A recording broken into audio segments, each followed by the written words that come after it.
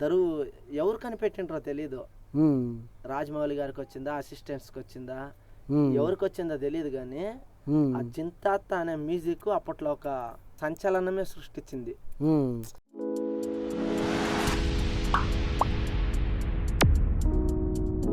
Hi friends, ఈరోజు మనం రవితేజ నటించిన విక్రమార్కుడు సినిమా విషయాల గురించి డిస్కషన్ చేసుకుంటున్నాం. అంతకుముందు ఈ వీడియోని లైక్ చేసి సబ్స్క్రైబ్ చేసి మాకు సపోర్ట్ చేయండి. ఇకపోతే ఈ సినిమాలో రవితేజ, అనుష్క, వినీత్ కుమార్, అజయ్, బ్రహ్మానందం వీళ్ళందరూ కలిసి నటించిండ్రు. రవితేజ గారి కెరీర్లో ది బెస్ట్ మూవీ అంటే విక్రమార్కుడే. ఫస్ట్ టైము రాజమౌళి గారి డైరెక్షన్ కూడా డామినేట్ చేసిండంట. చాలా మంది చెప్పుకునేది అది నిజమే కదా. చెప్పిన దానికంటే ఇంకా ఎక్కువ చేసిండ్రా. చెప్పిన దానికంటే ఎక్కువే చేసిండు. ఓకే, ఈ సినిమాలో రవితేజ డ్యూయల్ రోలు, అంటే రక్త సంబంధం అనేది ఉండదు. ఒకటి అల్లరి చేసే క్యారెక్టర్, ఒకటి పోలీస్ క్యారెక్టర్. అవును, అదే ఒక రౌడీ అల్లుడు, ఒక దేవి పుత్రుడు. ఆ టైప్లో ఆ సినిమాలో ఎట్లా ఒకరికొక సంబంధం ఉండదు, అలాంటి ఒక స్టోరీ అనమాట. దీంట్లో కూడా సంబంధం ఉండదు. అయితే కర్తవ్యం సినిమా ఉంది కదా, దాని నుంచి కొంచెం ఇన్స్పిరేషన్గా తీసుకొని చేసే సినిమా అనమాట. విజయశాంతి గారిది కర్తవ్యం. దానికి కూడా విజయేంద్ర ప్రసాద్ గారే కథ. అప్పట్లో విజయేంద్ర ప్రసాద్ గారు అంట కథ. ఓకే, ఆ కర్తవ్యంలో ఉన్న ఒక సీన్ కూడా సేమ్ దీంట్లో ఉంటుంది, ఇక్కడ పేస్ట్ చేసి ఉంటారు. యాక్చువల్ ఈ సినిమాలో రవితేజ గారు అంతకుముందు దుబాయ్ సీన్లో ఒక రకంగా, భద్రాలో ఒక రకంగా, వెంకీలో ఒక రకంగా ఉన్నా కూడా ఆయన ఒక పక్క కామెడీ, ఒక పక్క సీరియస్ రెండు చేయాలంటే ఒకే సినిమాలో చేసి చూపించిండు. ఆయన యాక్టింగ్ బాగుంటుంది. రవితేజ, బ్రహ్మానందం మధ్య వచ్చే కొన్ని సీన్లు హిలేరియస్గా ఉంటాయి, కామెడీ. ఇంకోటి ఈ సినిమాలో మనం చూడని కొత్త ప్రాంతాన్ని రాజమౌళి గారు చూపించిండ్రు. అవును, ఎస్ఎస్ రాజమౌళి గారు డైరెక్షన్ చేసిన ప్రతి సినిమాలో ఒక ప్రాంతాన్ని చూపిస్తాడు, ఏదో ఒక ప్రాంతాన్ని చూపిస్తాడు. అంతకుముందు సినిమాలో కేరళ మనకి ఎప్పుడు చూడలే. అవును, బట్ ఫస్ట్ టైం సింహాద్రిలో చూపించిండు. అవును. తర్వాత విక్రమార్కుడికి వచ్చేసరికి చంబల ప్రాంతం మధ్యప్రదేశ్లో అనేసి అక్కడ చూపించిండు. తర్వాత మగధీరాలో ఉదయగఢ్ సామ్రాజ్యం, బాహుబలిలో మాహేశ్వర సామ్రాజ్యం ఉంటాయి కదా, అట్లా రబ్బీ గేమ్ ఇట్లా డిఫరెంట్ చూపిస్తాడు. సో చంబల ప్రాంతం అనేది ఒకటి ఉంటుంది, అది ఇలా ఉంటుంది, అక్కడ మనుషులు ఇలా ఉంటారు, అలాంటి వాతావరణం ఇలా ఉంటుంది అనేసి చూపించిండు.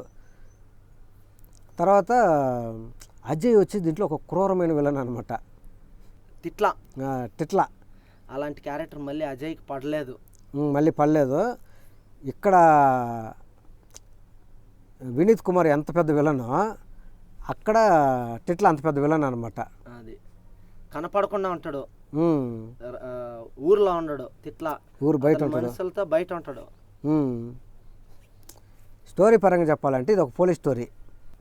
సో ఒక క్యారెక్టర్, పోలీస్ క్యారెక్టర్ వచ్చినప్పటి నుంచి మామూలుగా రవితేజ, బ్రహ్మానందము దొంగతనాలు చేయడము, అనుష్కతో సరసాలాడము, ఇవన్నీ కొన్ని ఉంటాయి. సినిమా ఓపెన్ అయిన వెంటనే మనకి విక్రమ్ రథుర్ గురించినే స్టార్ట్ అవుద్ది సినిమా. విక్రమార్కుడు, అదే విక్రమ్ రథుర్ బతికే ఉన్నాడు అన్న వెంటనే అక్కడికి పాతి పెట్టిన చోటుకి వెళ్ళి సమాధి పైన ఉన్న ఫోటోని తుడిచి సమాధిని తవ్వి చూస్తే శవం ఉండదు, రాళ్ళు ఉంటాయి. ఎక్కడున్నావు అని గట్టిగా అరిచిన వెంటనే అత్తిలి సత్యబాబుగా కనిపిస్తాడు. అందరూ ఏమనుకుంటారో పోలీస్గా ఉన్న విక్రమ్ రథురే కామెడీలు చేసుకుంటుండు అన్నట్టు చూపిస్తారు. చూస్తే ఇంటర్వెల్ సీన్కి మనకు గూస్ బంప్స్ వస్తాయి. ఎందుకంటే విక్రమ్ రథుర్ ఇంట్రడక్షన్ ఇంటర్వెల్లో ఉంటుంది. అక్కడ నుంచి సినిమా నెక్స్ట్ లెవెల్కి లేస్తుంది అనమాట. ఆయనకి తల్ల బుల్లెట్ దిగి ఉంటుంది, విలన్లు చేసిన పనికి తల్ల బుల్లెట్ దిగద్దు కదా, అంటే సైడ్కి కాలుస్తారు. కానీ ఆయన పెయిన్తోనే ఉంటాడు, చనిపోయే వరకు ఆ పెయిన్తోనే ఉంటాడు. సావు బతుకుల మధ్య పోరాడుతుంటాడు. ఇంట్లో ఒక కూతురుది సెంటిమెంట్ ఉంటుంది. మనకి ఎక్కడ సినిమా హైలైట్ అనిపిస్తుంది అంటే ఇంటర్వ్యూలకు ముందు బోర్ కొట్టకుండా కామెడీ చేయించిండు. హైలైట్ కామెడీ, హైలైట్ కామెడీ, ఎక్కడ నవ్వు రాకుండా కొంతమందికి లేడీస్కి గుండు కొట్టేది కానీ బంగారం దోసుకుంటే బ్రహ్మానందకు పంచకుండా అంతా రవితేజ ఒకటి తీసుకునే దాంట్లో కానీ వాళ్ళిద్దరు కామెడీ హైలైట్గా ఉంటుంది. తర్వాత ఇంటర్వ్యూలకు ముందే స్టార్ట్ అవుద్ది అనమాట, ప్రీ ఇంటర్వెల్లోనే స్టార్ట్ అవుద్ది, స్టోరీ స్టార్ట్ అవుద్ది. అక్కడ ఇంకొక రవితేజ వస్తాడు. అప్పుడు సినిమా చూసే ఆడియన్స్కి ఆశ్చర్యపోద్ది, ఇద్దరు రవితేజాలు ఉండారనేసి. సో అక్కడి నుంచి స్టోరీ వేరే లెవెల్కి వెళ్ళిపోయి ఇంకా దీంట్లో చంబల్ ప్రాంతానికి వెళ్ళిపోద్ది అనమాట. ఇక్కడేమంటే ఒక మంత్రి ఉంది కదా వినీత్ కుమార్ కొడుకు, ఆడవాళ్ళని తీసుకెళ్ళిపోయి రేపు చేస్తూ ఉంటాడు, వాళ్ళ దగ్గరే పెట్టుకుంటుంటాడు. అది రాజమౌళి రాజీవ్ కనకాల భార్యను తీసుకొని పోయినప్పుడు రవితేజ వెళ్ళి ఫైట్ చేసి తీసుకొస్తాడు కదా, అవును, అది హైలైట్ అనమాట. చుట్టూ గేట్లు బద్దలు కొట్టుకుంటూ వెళ్ళి మిరపకాయలు పోస్తుంటే ఆ మిరపకాయల మీద పోద్ది జీపు, చుట్టూ ఎండు మిరపకాయలు పోస్తుంటారు అనమాట.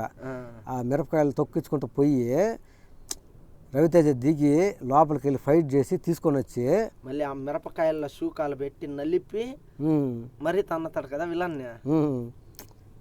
అక్కడికి తీసుకొచ్చిన తర్వాత మళ్ళీ బెయిల్ పైన తీసుకొని పోతారు కదా, జయప్రకాష్ రెడ్డి వాళ్ళు వచ్చి తీసుకెళ్ళిపోతారు, బెయిల్ మీద బయటకు తీసుకెళ్తారు. తీసుకెళ్ళినప్పుడు నాకు పోలీసులతో ఆటలాడాలని ఉందంటే అక్కడ ఒక గేమ్, ఆ రోజు పుట్టినరోజు అని చెప్పేసి ఫంక్షన్ పెడతారు అనమాట.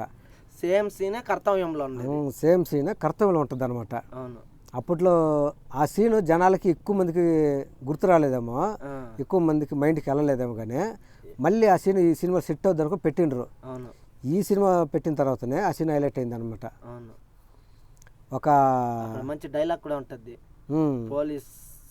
పోలీసే కాదురా పోలీసు యూనిఫామ్ కూడా అంటే బెల్ట్తో చంపుతాడు కదా, బుల్లెట్లు వేసేసి వచ్చేటట్టు చేసి అవి జారి బిల్డింగ్ పై నుంచి పడిపోతాడు చేస్తాడనమాట. ఒక చెట్టుకి పడి తగులుకునేస్తాడు. అప్పుడు చెప్తాడు, పోలీసు కదరా, పోలీసు యూనిఫామ్ కూడా డ్యూటీ చేస్తుంది, ఇన్స్పెక్టర్ సాక్షి సంతకం మంత్రి గారు కూడా తీసుకోమని, వాళ్ళ నాయనది తీసుకోమని, ప్లస్ మంత్రి గారు తీసుకోమని చెప్తాడు. చాలకపోతే మంత్రి గారు సంతకం కూడా తీసుకొని చెప్పేసి వెళ్ళిపోతాడు. అప్పటి నుంచి విక్రమ్ రాథోడ్ అంటే వాళ్ళకి అందరికి ఒక భయం వచ్చేస్తుంది అనమాట. విలన్లకు భయం వస్తుంది, జనాలకు ధైర్యం వస్తుంది. సరే ఎట్లని చంపాలనుకుంటున్న టైంలో ఒక ఊరేగింపులో చంపుతారు అనమాట అజయ్. అవును, అప్పుడు చాలా మందితో ఫైట్ చేస్తారు, కానీ ఒక పెద్ద బొమ్మ లోపల ఉంటారు అనమాట. సడన్గా పొడుస్తాడు. అక్కడ బొమ్మ పక్కనే ఉన్నట్టుగా బొమ్మ లోపల మనిషి ఉన్నట్టుగా తెలియదు. అప్పుడు ఇంక విక్రమ్ రాథోడ్ ఇంక చచ్చిపోయే పరిస్థితి వచ్చేస్తుంది. విక్రమ్ రాథోడ్ వచ్చినప్పటి నుంచి సినిమా హైలైట్గా ఉంటుంది. మళ్ళీ కామెడీ స్టార్ట్ అవుద్ది అనమాట. మళ్ళీ అత్తిలి సత్యబాబు కామెడీ స్టార్ట్ అవుద్ది.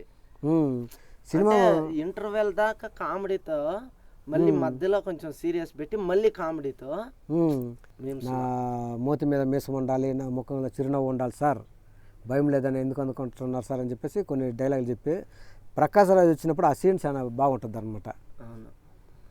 అయిపోయిన తర్వాత ఇంక మళ్ళీ ఇంకా విక్రమ్ రాథోడ్ చచ్చిపోయిన తర్వాత మళ్ళీ అత్తిలి సత్యబాబు క్యారెక్టర్తోనే కామెడీ చేసి ఉంటారు.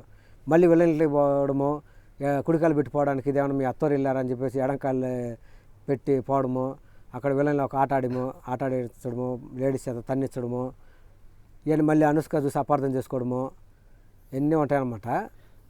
మళ్ళీ దీంట్లో హైలైట్గా చెప్పుకునేది ఏంటంటే మ్యూజిక్, జింతాత కొత్తగా ఒకటి వచ్చిందంటే అది జింతాత చితా చితా అనేసి. ఆ దరువు ఎవరు కనిపెట్టిండ్రో తెలీదు, రాజమౌళి గారికి వచ్చిందా, అసిస్టెంట్స్కి వచ్చిందా, ఎవరికి వచ్చిందో తెలియదు, కానీ ఆ జింతాత అనే మ్యూజిక్ అప్పట్లో ఒక సంచలనమే సృష్టించింది. ఎక్కడ పట్టినా జింతాత చితా చితా అనే. మళ్ళీ లాస్ట్లో అనుష్క కొట్టే డైలాగులు కూడా భలే ఉంటాయి. ఇప్పుడు వచ్చేది అత్తిలి సత్యబాబురా, మీకు అందరికి జింతాత చితా చితారా అనేసి. యారే ఈ జింతాత అంటే దానికి మీనింగ్ చేస్తా రఘుబాబు, జింత అంటే బ్రేస్, తాత అంటే పేలిపోద్ద ఏదో చెప్తాడు. ఇంకా ఆ విలన్ క్యారెక్టర్ కూడా బాగుంటుంది వినీత్ కుమార్ది. రఘుబాబు క్యారెక్టర్ కూడా హైలైట్. నేను నమ్ముకొని నలుగురు ఉన్నాము, పోయి ఇంటికి మాదా కులం తల్లి అని అడుక్కొని రమ్మంటాడు కదా, సక్కత్గా ఉంటుంది అది. అంటే అది కామెడీకి బాగుంటుంది.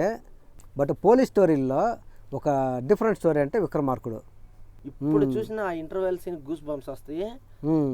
విక్రమార్కుడు సినిమాని ఇక్కడ నుంచినే చూడాలని ఎప్పుడు అనిపించదు, ఎందుకంటే ఫస్ట్ నుంచి లాస్ట్ దాకా కామెడీతో కానీ సీరియస్ సీన్లు కానీ అన్నీ. బ్రహ్మానందం గారికి కూడా ఇది ఒక మంచి పేరు తెచ్చిపెట్టిన సినిమా కామెడీలో. ఒక డీల్ ఎట్లా ఉంటుందో, ఎంత మంచి కామెడీ ఉంటుందో, విక్రమార్క కూడా అంత మంచి కామెడీ ఉంటుంది బ్రహ్మానందం గారిది. ఇంకా సాంగ్స్ గురించి చెప్పాలంటే సాంగ్స్ అన్నీ బాగుంటాయి. మెయిన్ ఫస్ట్లో ఒక డబుల్ మీనింగ్ సాంగ్ ఉండద్ది, అదే జింతాత చితాత కాలేజ్ పాపల బస్సు అనేసి. అది ఇప్పుడు టీవీలో వస్తుంటే ఆ డబుల్ మీనింగ్లకి అన్నీ మ్యూట్ పడుతుంటుంది. హైలైట్ ఎంఎం కిరోని గారి బ్యాక్గ్రౌండ్ మ్యూజిక్, సాంగ్స్ అన్నీ బాగుంటాయి. మళ్ళీ రవితేజ గారు రాజమౌళి గారి డైరెక్షన్లో వస్తుందా లేదో ఇంకా తెలియదు, అంతే. రాదు, మహేష్ బాబు అయిపోయిన తర్వాత ఇంకా ఆయన మహాభారతం స్టార్ట్ చేస్తే ఇంకా అయిపోయింది అంతే. ఇంకా ఈ సినిమా గురించి మేము చేసుకున్న ఈ డిస్కషన్ మీకు నచ్చినట్లయితే ఈ వీడియోని లైక్ చేయండి, షేర్ చేయండి, మా ఛానల్ని సబ్స్క్రైబ్ చేసుకోవడం మాత్రం మర్చిపోవద్దు.